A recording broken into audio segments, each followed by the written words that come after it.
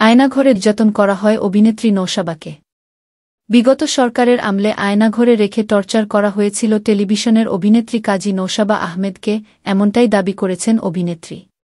সাংবাদিক ও উপস্থাপক তানভীর তারেকের শোতে এসে সেই ঘটনা বলেছেন নৌশাবা যেটি প্রচারের অপেক্ষায় রয়েছে। 2018 সালে নিরাপদ সড়কের দাবিতে যে আন্দোলন হয়েছিল শাহবাগ তথা রাজধানীতে, সে সময় সোশ্যাল মিডিয়ায় সরকার বিরোধী এক পোস্ট করার দায়ে গ্রেফতার হন জনপ্রিয় অভিনেত্রী কাজী নৌশাবা আহমেদ। সে সময় তাকে গ্রেফতার এবং তার সঙ্গে ঘটে যাওয়া ঘটনাগুলো বেশ চর্চিত ছিল। একজন উঠতি তারকার ক্যারিয়ারে ভাটা পড়ে, অতটুকু অন্তত সবাই নিজ চোখেই দেখেছেন।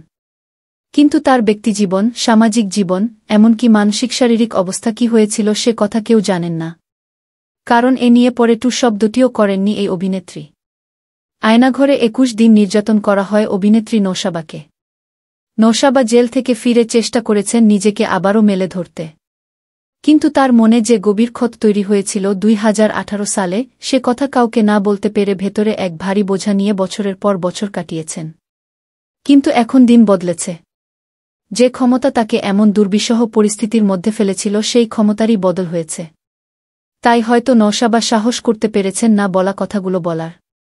আয়নাঘরে 21 দিন নির্যাতন করা হয় অভিনেত্রী নৌশাবাকে।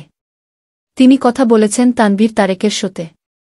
প্রচারের অপেক্ষায় থাকা সেই শোয়ের একটি ছবি পোস্ট করে তানভীর তারেক লিখেছেন, 2018তে প্রথম রুলিং পার্টির অন্যায়ের বিরুদ্ধে প্রতিবাদকারী শিল্পী হলেন অভিনেত্রী কাজী নৌশাবা আহমেদ। এরপর আয়নাঘরে তাকে 21 দিনের নির্যাতন। অতঃপর রিংহাবে 6 মাস। নিজের মেয়েকেই চিনতে পারত না। সেই সময় থেকে একমাত্র কন্যাকে নিয়ে গত 6 বছরে 20 বারের উপরে বাসা বদলেছে। কেউ বাসা ভাড়া দিতে চায়নি, সংসার ভেঙেছে।